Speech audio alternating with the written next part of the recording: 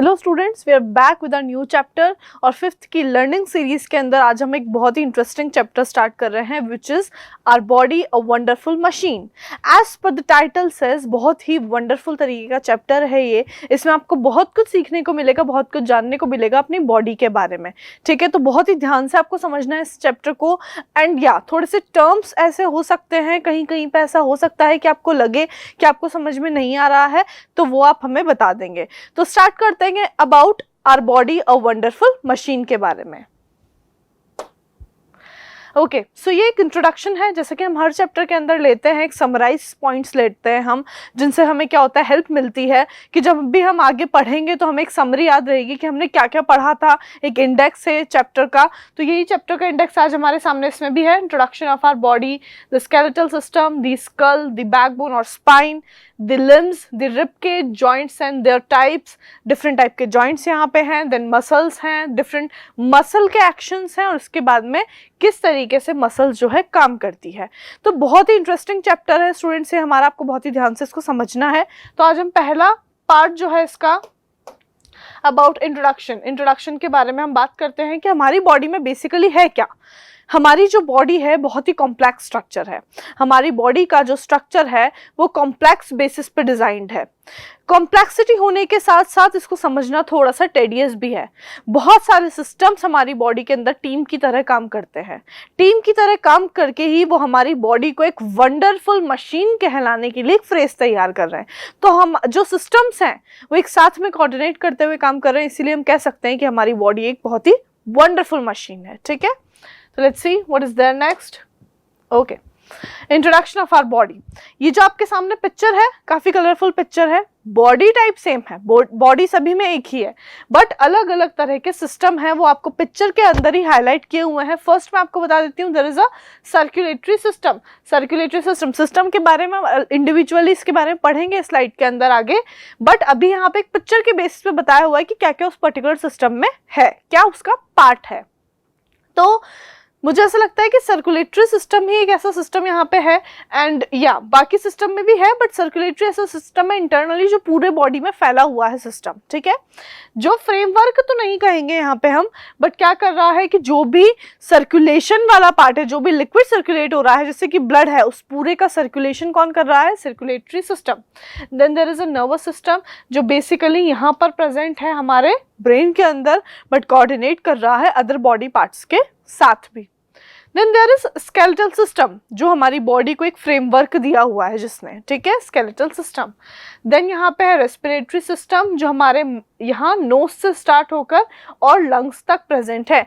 एक चीज और इम्पॉर्टेंट आप मार्क कर लेंगे, हर एक सिस्टम का अपना एक मेन इम्पॉर्टेंट ऑर्गन होता है जो उसका प्राइम ऑर्गन होता है, जिस ऑर्गन के बेसिस पर ही उस सिस्टम को जाना जाता है। ठीक है, देन यहाँ पर है डाइजेस्टिव सिस्टम जहाँ पे हमारा माउथ से लेके स्टमक वाला पार्ट है। फिर है यहाँ पे मस्कुलर सिस्टम, ये अगेन पूरी बॉडी के अंदर ये भी प्रेजेंट है।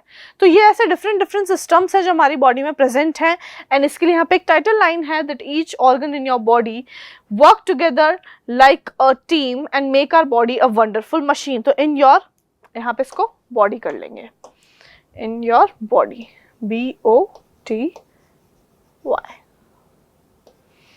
work together like a team and make our body a wonderful machine. Okay, तो different organs can work together to perform a common function. Common function यानी कि function एक साथ एक जैसा perform कर रहा है, अलग अलग है, कोऑर्डिनेट करते हुए काम कर रहे हैं, इसीलिए टीम की तरह वो सब बॉडी को बहुत ही अच्छे से परफॉर्म करने के लिए हेल्प कर रहे हैं। अगर ये इसमें से कोई भी एक ऐसा फंक्शन है जो काम करना बंद कर देगा तो बॉडी के लिए वहीं पर ही बहुत बड़ी प्रॉब्लम स्टार्ट हो जाती है। तो सारे एक साथ मिलकर ही काम करेंगे। Like how the parts of your digestive system break down food, we refer to an integrated unit such as an organ system. Group of organ system work together to make complete functional organism like us. There are 11 major organ systems in the human body. वैसे 11 major organ systems हम पढ़ते हैं, but आपकी जो 5th की learning series है, आपका जो लेवल है क्लास 5th का, उसमें हम कुछ सिस्टम्स को प्राइमरी लेवल पे स्टडी करते हैं। एक चीज बहुत ही इंपॉर्टेंट है, जैसे सेल है, किसी भी बॉडी की जो बेसिक यूनिट है लिविंग बॉडी की वो होती है सेल। ठीक है, तो मैं आपके लिए यहाँ पे लिख देती हूँ, सारे सेल मिलके क्या बना रहे हैं स्टूडेंट्स, टिश्यू बना रहे हैं। एंड ये सभी टिश्यू मिलके क्या बनाते हैं, एक ऑर्गन। कहीं नाम आया है यहाँ पे ऑर्गन? यस मैम, ऑर्गन का आया है नेम यहाँ पे, ऑर्गन। देन ये क्या बनाते हैं, organ system, and then finally हमारे सामने क्या बनता है, एक ऑर्गेनिज्म।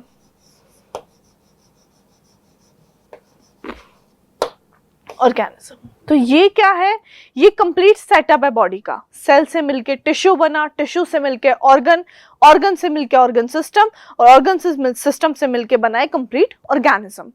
तो यहाँ पे अलग अलग सिस्टम है। सबसे पहला जो सिस्टम है वो हमारे सामने सर्कुलेटरी सिस्टम, जो इमेज थी उसको मैं एक बार आपको वापस दिखा देती हूँ। ओके, यहाँ पे प्रेजेंट है सर्कुलेटरी सिस्टम। आपको पता है इसका मेन ऑर्गन यहाँ पे नजर आ रहा है आपको, क्या है ये, हार्ट है, ठीक है। सर्कुलेटरी सिस्टम का जो सबसे प्राइम ऑर्गन है, सबसे मेन ऑर्गन है, वो होता है हार्ट। अब इसका काम क्या है, थोड़ा सा इसमें रिकॉल, यानी कि एक तरीके से हम बेसिक डिटेल के हर एक ऑर्गन के बारे में पढ़ेंगे। वैसे चैप्टर मेनली स्केलेटल और मस्कुलर सिस्टम से रिलेटेड है, बट हम हमारे इंट्रोडक्शन के अंदर बॉडी के बारे में ये सारे सिस्टम्स को भी थोड़ा बहुत कंसाइज वे में स्टडी करते हैं, ठीक है। Okay, circulatory system is a body wide network of blood. अब सर्कुलेटरी सिस्टम में क्या है, बॉडी वाइड नेटवर्क है ब्लड का। ब्लड ट्रांसफर हो रहा है एक जगह से दूसरी जगह बॉडी में। आपको पता है अगर आप अपने जोर से हाथ को पकड़ते हैं तो वहां ऐसा कहते हैं कि डोंट डू दिस, आपका जो बॉडी का सर्कुलेशन, आपका ब्लड का जो सर्कुलेशन है वो रुक जाएगा। तो ऐसा क्यों है, ब्लड का सर्कुलेशन हो क्यों रहा है, ब्लड कैसे ट्रेवल कर रहा है आगे बाकी बॉडी पार्ट्स की तरफ, ठीक है। तो network of blood, blood vessels and lymph, ये तीन चीजों से मिलके सर्कुलेटरी सिस्टम जो है यहाँ पे बना हुआ है। Powered by the heart. अब इसका मेन ऑर्गन कौन सा है, heart. It is the body's distribution system to organs with oxygen. Oxygen क्या कर रही है, यहीं पे ही किसके साथ, ऑक्सीजन का जो कैरियर है, कौन है कैरियर ऑक्सीजन का, Hb यानी हीमोग्लोबिन के साथ मिलके ट्रांसफर होती है बाकी अदर बॉडी पार्ट्स पे, ठीक है। जैसे आप स्कूल से घर तक, घर से स्कूल तक कैसे जाते हैं, व्हीकल के थ्रू जाते हैं, there is a transportation facility, तो वही ट्रांसपोर्टेशन का काम यहाँ पे Hb भी करता है उसके लिए, ठीक है। It is the body's distribution system to organs with oxygen, hormones and essential nutrient that help its function properly. अब ये सारी चीजें क्या कर रही है, सर्कुलेटरी सिस्टम को एफिशिएंट वे में काम करने के लिए हेल्प कर रही है। और मेन यहाँ पे अपना प्राइम ऑर्गन कौन सा होता है, हार्ट, और सर्कुलेट क्या करता है, blood, blood vessel and lymph को। तो अभी इसके ज्यादा और बॉडी पार्ट्स क्या, इसी के पार्ट्स क्या होंगे और भी, क्योंकि सर्कुलेटरी सिस्टम जरूरी तो नहीं है, मतलब ऐसा तो नहीं होगा कि सिर्फ हार्ट के कारण ही काम कर रहा है, और भी यहाँ पे एक्सेसरी फंक्शंस होंगे जो बाकी पार्ट्स उसमें परफॉर्म करेंगे, बाकी ऑर्गन्स परफॉर्म करेंगे। तो क्या क्या होगा, हार्ट भी है, लंग्स भी है, ब्रेन भी है, किडनी भी है, सभी मिला के जो भी ब्लड है उसको सर्कुलेट करने में हेल्प करती है, उसके सर्कुलेशन में हेल्प करती है, ठीक है स्टूडेंट्स। तो नेक्स्ट देखते हैं स्लाइड में। Okay, respiratory system. अब every tissue within the body, बताया था मैंने आपको सेल से मिलकर टिश्यू बना है, तो every tissue within the body requires oxygen to function. अब देखिए, हमें अलाइव रहने के लिए ऑक्सीजन की जरूरत है, क्योंकि हमें पता है कि हमारी बॉडी की हर एक सेल को जिंदा रहने के लिए ऑक्सीजन की जरूरत होती है। तो the respiratory system which includes air passage, pulmonary vessel, अब इसका प्राइम ऑर्गन आने वाला है the lungs and the breathing muscles. इसका प्राइम ऑर्गन कौन सा है, लंग्स, ठीक है, रेस्पिरेटरी सिस्टम का। Provide oxygenated blood to the body tissues and remove waste gases. अभी जो रेस्पिरेटरी सिस्टम है इसमें क्या होता है, जो गैसेस होती हैं जो यूजफुल है उसको इनटेक कर लिया, सब तक सर्कुलेट हुआ, एंड जो अननेसेसरी थी वो रिमूव आउट हो गया, ठीक है, एक्सपायर आउट हो गया वो। अब इसके बॉडी पार्ट्स कौन से होंगे, nose, lungs, pharynx and bronchi. अब इसके जो पार्ट है, like body part in the sense कि जो इस सिस्टम के पार्ट है, sorry to confirm that, body part नहीं, इसके जो सिस्टम के पार्ट हैं वो होंगे ये सारे जो हमारे सामने है, ठीक है। अब नेक्स्ट सिस्टम देखते हैं इसके अंदर, डाइजेस्टिव सिस्टम। बहुत सारा यमी यमी खाना देख के ना बड़ा मन करता है कि इसको खा लिया जाए। अब इसको खा भी रहे हैं और एक टाइम पे कुछ ज्यादा फूड आइटम्स भी खा लिए, तो सबसे ज्यादा परेशानी किसको होती है, हमारे डाइजेस्टिव सिस्टम को। बहुत ही इंपॉर्टेंट सिस्टम है हमारी बॉडी का, वैसे सारे सिस्टम इंपॉर्टेंट है, बट ये एक्चुअल में वो काम कर रहा है जो लाइक हमारा जो फूड है, जो हमारा जो खाना हम कंज्यूम कर रहे हैं वो बताएगा कि बाकी सिस्टम कैसे काम करेंगे। अब आप जितना ज़्यादा अपनी डाइट में फैट ओरिएंटेड फूड को आप कंज्यूम करोगे उतना ही हेल्थ आपकी अफेक्ट होगी। तो जितना अच्छा खाना खाओगे आप उतने ही बाकी सिस्टम्स भी हेल्दी रहेंगे, क्योंकि उन तक भी प्रॉपर एनर्जी जाएगी, ऑक्सीजन और अच्छे से जाएगी। ऑक्सीजन के साथ साथ जो उसमें बाकी न्यूट्रिएंट्स है वो भी परफेक्ट टाइम पे सप्लाई होंगे। तो यहाँ पे डाइजेस्टिव सिस्टम वो काम करेगा। Digestive system enable your body to convert food into usable nutrient through a chemical breakdown process. Breakdown होता है माउथ से लेके एनस तक का, ये पूरा पैसेज होता है। इसकी आपको पिक्चर में दिखाती हूँ। ओके, यहाँ पे प्रेजेंट है आपका डाइजेस्टिव सिस्टम। तो ये माउथ से स्टार्ट हुआ, ठीक है, माउथ से स्टार्ट हुआ आपका, और ये माउथ से स्टार्ट होके आपका ये कंप्लीट स्टमक वाले पार्ट तक जाएगा। फिर आपके जो यहाँ पर है इंटेस्टाइनल वाला पार्ट आएगा, एंड यहाँ पे फाइनल एनस वाला पार्ट आपका आ जाएगा। तो ये आपका जो कंप्लीट है ये कौन सा सिस्टम है? Digestive system. और इसका मेन ऑर्गन कौन सा होता है? स्टमक, हमारा जो पेट है, ठीक है। तो खाना आपने जो भी कंज्यूम किया वो आपके पेट तक जाएगा। तो ये हमारा डाइजेस्टिव सिस्टम है। इसका मेन ऑर्गन, मेन जो स्ट्रक्चर है, मेन ऑर्गन जो है वो इसका कौन सा हुआ? डाइजेस्टिव सिस्टम का स्टमक। तो this occur through a system of tube-like organs including the esophagus, stomach, liver, pancreas and intestines. Again यहाँ पे एक बनाती हूँ स्ट्रक्चर, ठीक है। माउथ से स्टार्ट हो गया हमारा। माउथ के अंदर, अच्छा माउथ के अंदर क्या प्रेजेंट है आपके? दो इंपॉर्टेंट चीज, टीथ एंड टंग, ठीक है।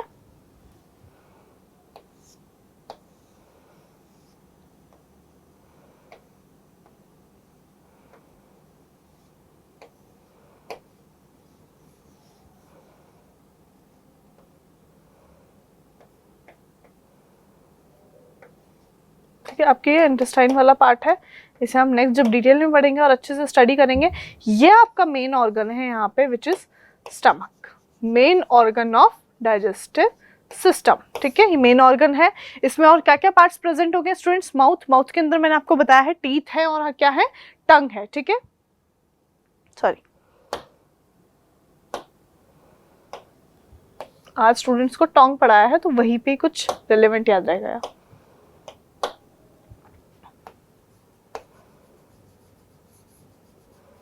ठीक है। तो टीथ एंड टंग यहाँ प्रेजेंट है। देन है फेरिंग्स। फेरिंग्स अंदर का पार्ट, डायफ्राम है, डायफ्राम यहाँ पे प्रेजेंट है इस बीनीथ एरिया में। देन स्टमक, स्टमक पेट जो मेन ऑर्गन है यहाँ का, spleen, liver, pancreas, small intestine, एक और यहाँ पे एक और ऑर्गन यहाँ पे इंक्लूड करेंगे, गॉल ब्लैडर,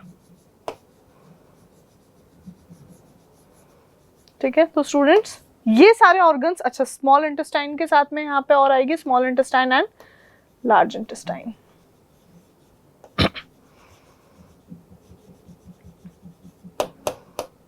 और देन यहां पे आएगा रेक्टम एंड एनस।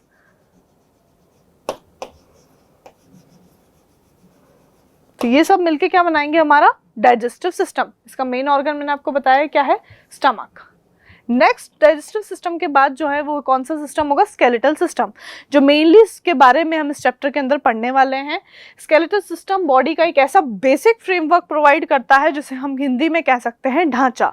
एक ढांचा प्रोवाइड कर रहा है, बेसिक फ्रेमवर्क प्रोवाइड कर रहा है, जो हमारे बॉडी को एक तरीके से स्टेबिलिटी प्रोवाइड करेगा, प्रोटेक्शन प्रोवाइड करेगा और उसे एक शेप में मेंटेन रहने में हेल्प करता है।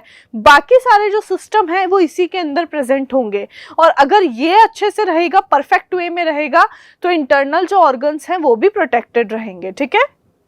तो framework providing structure, protection and movement, important चीज। The 206 bone body also produce blood cell, store important minerals and release hormones necessary to life। कितनी बोन्स प्रेजेंट होती है बॉडी में? 206 बोन्स, ठीक है। तो 206 हड्डियां जो होती हैं वो क्या कर रही हैं? ब्लड सेल को भी प्रोड्यूस करेंगी, स्टोर करेंगी इंपॉर्टेंट मिनरल्स को, एंड रिलीज करेंगी हॉर्मोन्स, जो किसके लिए नेसेसरी है? लाइफ की कंटिन्यूटी के लिए। बहुत ही इंपॉर्टेंट सिस्टम है, one of a very important system. Again मैं रिपीट करूंगी अपनी बात कि वैसे सारे सिस्टम्स इंपॉर्टेंट हैं, बट कुछ कुछ सिस्टम्स ऐसे होते हैं जो बॉडी में जब प्रेजेंट हैं तो वो एक इंटरनली भी सपोर्ट प्रोवाइड करते हैं। तो अभी हमने जो स्केलेटल सिस्टम पढ़ा जैसा कि आप देख रहे हो, जिसे आप कंकाल भी बोलते हो, आपने बहुत सारी हॉरर मूवीज के अंदर भी इसको देखा होगा। तो ये सारे सिस्टम यही है हमारा, ठीक है। That framework of our body, the outer skeleton basis, ठीक है, स्केलेटन जिसे हम कहते हैं। तो ये एक इंपॉर्टेंट सिस्टम है अगेन यहाँ पे। Okay, then there is muscular system. अब मस्कुलर सिस्टम कहाँ पर है? ये भी अगेन पूरी बॉडी में ही प्रेजेंट है, और ये भी स्केलेटल सिस्टम के साथ टेंजेंशियल जाता है। The muscular is comprised of sum total of muscle. Sum total of muscle कितनी प्रेजेंट है बॉडी के अंदर? मसल्स बनाते हैं ना जिम में जाके, मसल्स को इंप्रूव करते हैं throughout the body that move the skeleton, maintain posture। अच्छा, ये क्या कर रहा है? skeleton के मूवमेंट में हेल्प कर रहा है, ठीक है। मसल मूवमेंट करना, मसल्स का कौन सा पार्ट हमारे ब्रेन का, नर्वस सिस्टम का इसको कंट्रोल करता है? आपके लिए ये क्वेश्चन है। Which part of our brain, हम कह सकते हैं which part of our nervous system controls the muscle movement in our body, ठीक है। Okay, homework question.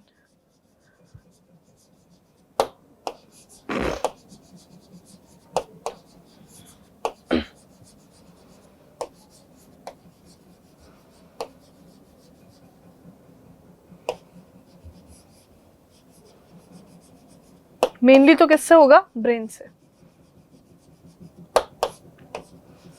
Control muscle movement in our body.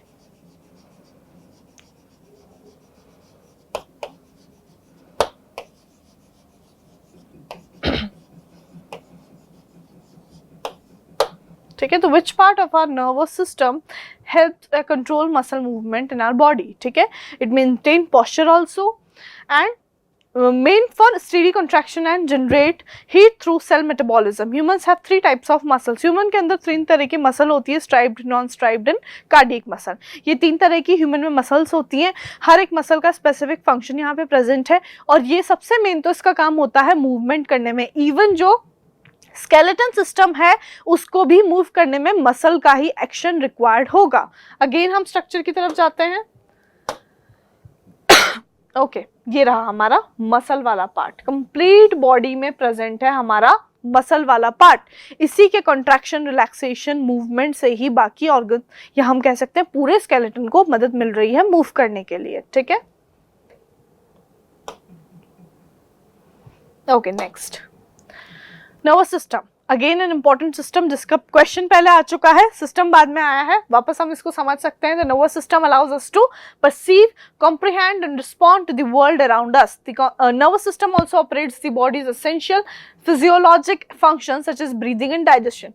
I think not just that, जो complete body का controller है, यहाँ पे लिख देंगे हम कि जो कंट्रोलर है हमारी बॉडी का वो कौन है? नर्वस सिस्टम ही होता है।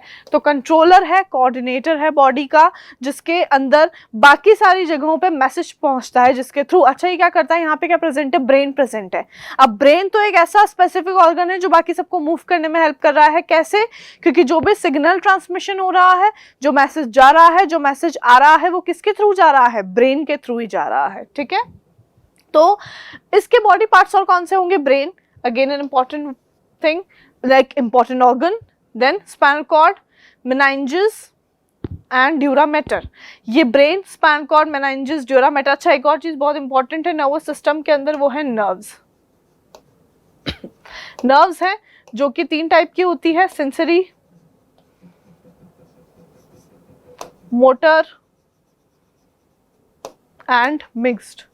यहाँ पे 3 टाइप की नर्व्स प्रेजेंट होती हैं, ठीक है। तो ये भी इंपॉर्टेंट चीज है, और सबसे इंपॉर्टेंट यहाँ पे कौन सा ऑर्गन है नर्वस सिस्टम का? Brain. Okay, next reproductive system. Now reproductive system, यहाँ पे फीमेल रिप्रोडक्टिव के बारे में बात की है, इसके बाद में मेल के भी बारे में बात करेंगे।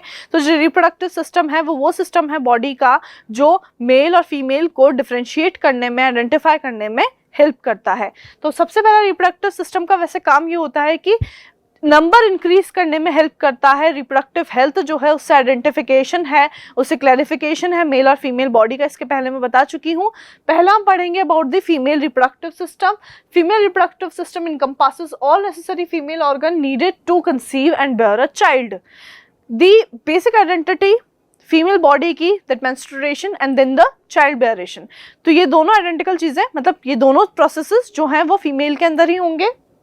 और जो इसमें पार्ट्स प्रेजेंट है वो है vagina, cervix, ovary and uterus.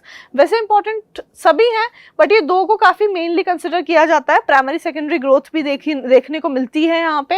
And vagina, cervix, ovary और यूट्रस, ये 4 मेन सिस्टम्स प्रेजेंट हैं। ओके, इसके बाद है reproductive system of male. तो male reproductive system consists of series of organ used during sexual intercourse and procreation. The primary sex organs are the gonads or sex glands which produce sperm. In man these are the testes. अब जो men और women में different है तो hormones का release भी अलग अलग होता है। हार्मोन रिलीज की बात बाद में करेंगे, पहले बात करते हैं सिस्टम्स दोनों किस तरीके के हैं। अलग अलग सिस्टम्स हैं, ऑर्गन्स अलग हैं, आइडेंटिफिकेशन दोनों की अलग होती है एंड जो सेक्सुअल कैरेक्टरिस्टिक्स होती है वो भी दोनों अलग शो करते हैं। तो यहाँ पे जो ऑर्गन प्रेजेंट है मेल सिस्टम के, मेल रिप्रोडक्टिव सिस्टम के, वो है penis, testis, epididymis and epididymis and vas deferens. ये सब बेसिक ऑर्गन्स हैं आपकी बॉडी के। तो स्टूडेंट्स आई होप आपको ये चीज़ समझ में आई है। हमने जो पढ़ा है आज वो एक इंट्रोडक्शन है हमारी बॉडी का कि हमारी बॉडी के अंदर किस तरह के सिस्टम्स प्रेजेंट होते हैं। बहुत सारे सिस्टम हैं, सारे ही इंपॉर्टेंट हैं एंड सभी का ही इंडिविजुअल एक हम कह सकते हैं इंपॉर्टेंस होने के साथ साथ इंडिविजुअल आइडेंटिटी है सिस्टम की। हर एक सिस्टम से एक प्राइम ऑर्गन एसोसिएटेड है जो उसका डिफ्रेंशिएट करने में हेल्प करता है। तो इसके बाद में हम पढ़ेंगे अबाउट दी स्केलेटल सिस्टम, वो हमारी नेक्स्ट लेक्चर में पढ़ेंगे। अगर आपको कुछ भी समझ में नहीं आया है तो let us know in the comment section. Thank you so much students.